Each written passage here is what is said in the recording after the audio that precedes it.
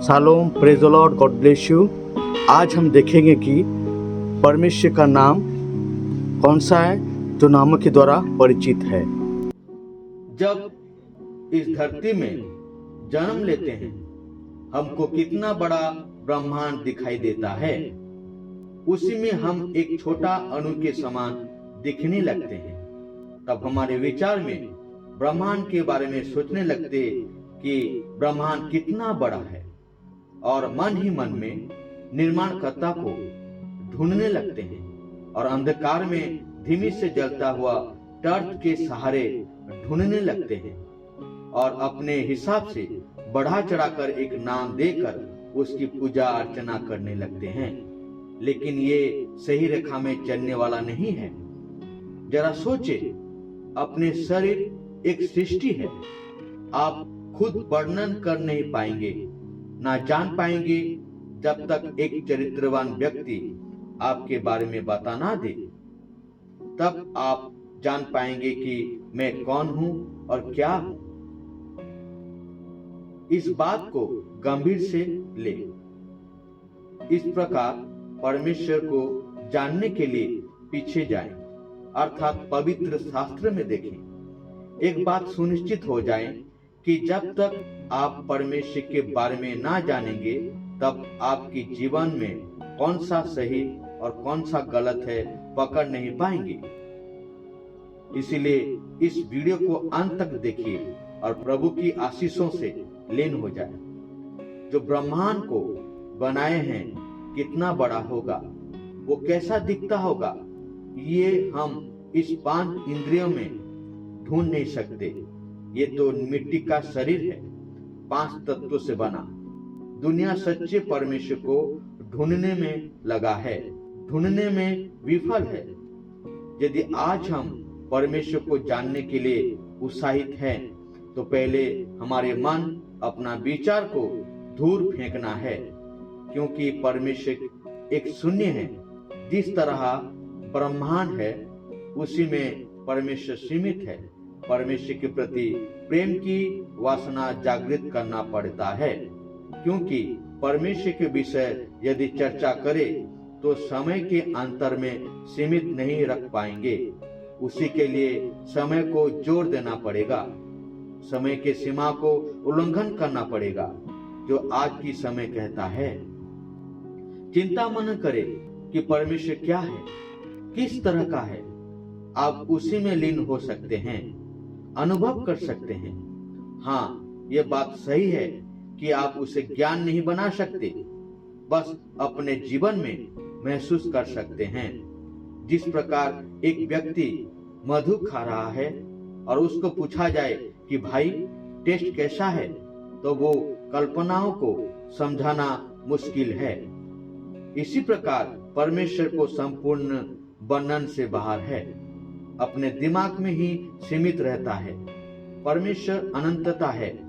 एकमात्र निर्माता होने के नाते अस्तित्व में सब कुछ है।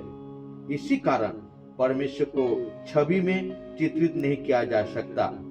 सब कुछ उसी के बराबर नहीं है।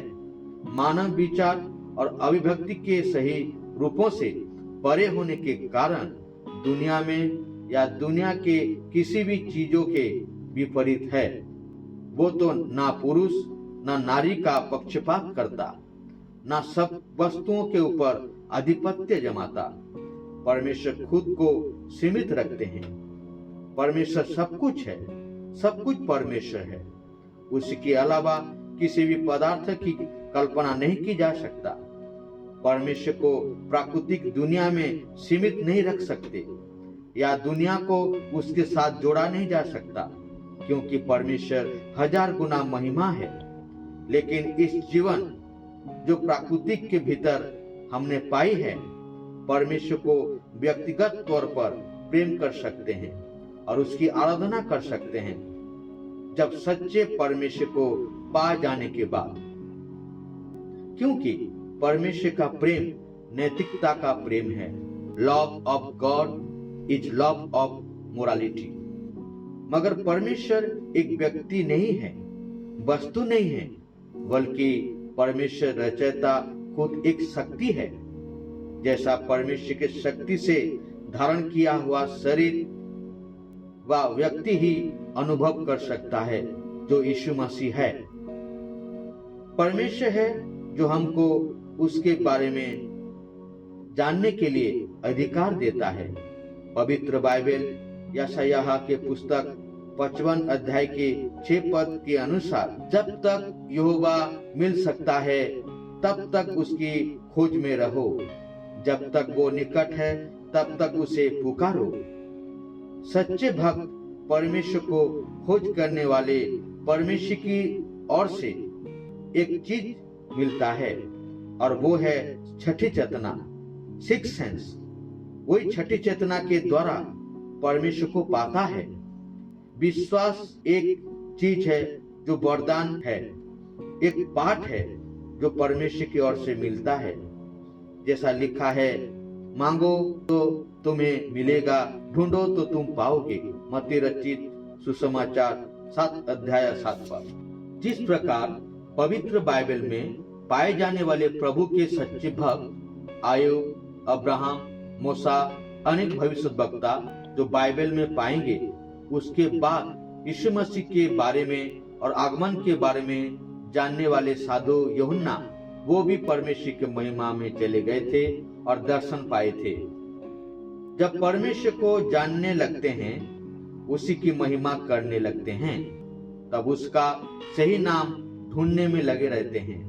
आज दुनिया में कल्चर ट्रेडिशन के अनुसार अलग अलग नामों से जाने जाते हैं, मगर सही नाम जानने के लिए सबसे पहले इज़राइल के इतिहास में ही खोजने पर ही जान पाएंगे, क्योंकि परमेश्वर के नाम को उच्चारण करने में इज़राइल पहले हैं।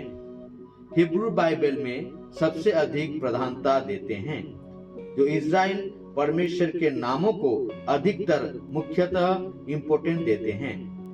टेट्राग्रामेशन के अनुसार परमेश्वर को पुकारते हैं, यानी अक्षरों में लिखे जाने वाले पवित्र शब्द रहस्यमयी संख्या कहा जाता है।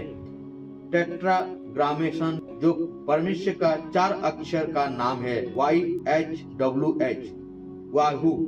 आमतौर पे इसका अनुवाद यहोवा के रूप में किया जाता है।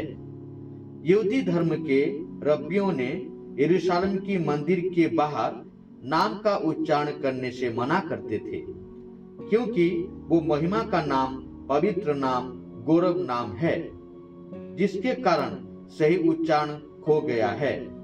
मूल हिब्रू ग्रंथ में एक ढांचा ही रह गया है। इज़राइल के परमेश्वर के लिए YHWH, वाहू, प्रयोग किया जाता है, जो व्यक्तिगत नाम है।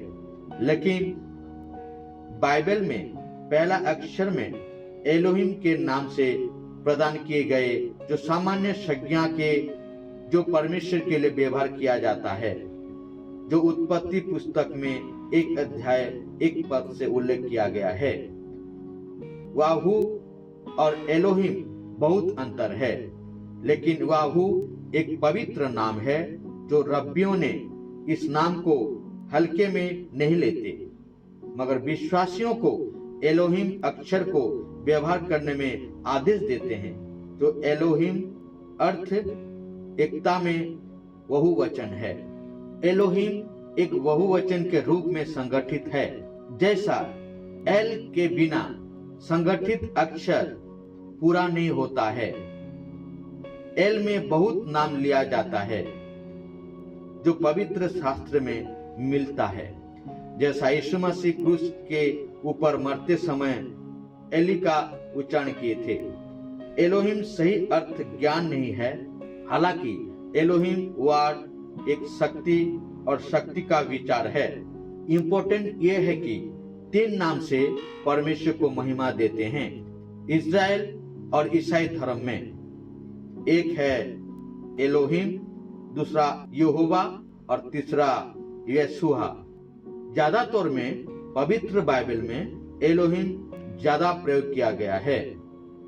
एलोहिम सर्वशक्तिमान, आत्मा, अस्तित्व, अधिकार रखने वाला, उससे पहले कुछ भी अस्तित्व में ना था। एल एक मजबूत परमेश्वर है और एलोहिम बहुतों का एक में अधिक। एलोहिम त्रिगुणात्मक के द्वारा इंगित करता है, जो इंग्लिश में आलेफ, लामेड है, युद्ध, मैन। आलेफ ये बेल के सिर के रूप में चित्रित किया गया है। ये शक्तियां परमेश्वर को दर्शाता है। लामेड हृदय को दर्शाता है, मगर ज्यादातर में इसको चरवाही की कर्मचारी के रूप में चित्रित किया जाता है, अर्थात चरवाहा या नेतृत्व करना है। एक ऐसे व्यक्ति के रूप में चित्रित किया गया है जिसकी भुजा फैली हुई या खुली हुई है। उसका अर्थ है निहारना या परमेश्वर की कृपा। यद मुट्ठी से कोहनी तक हाथ के रूप में चित्रित किया गया है, जिसका अर्थ है मेरा हाथ या काम करता है। और मैन पानी की लहरों के रूप में चित्रित किया गया है, जिसका अर्थ है राष्ट्र। आलेफ पिता की ओर प्रतिबिंबित करते हैं, लामेद पुत्र की ओर प्रतिबिंबित करते हैं, और मैन पवित्र आत्मा की ओर प्रतिबिंबित करते हैं। पिता, पुत्र और पवित्र आत्मा ये संपूर्ण एलोहिम में है। यानी परमेश्वर को यदि हम जानेंगे तो एलोहिम के द्वारा पिता परमेश्वर है, पुत्र यीशु है और पवित्र आत्मा मसीह है। प्रभु यीशु मसीह के द्वारा हम परमेश्वर को जानते हैं। आमीन।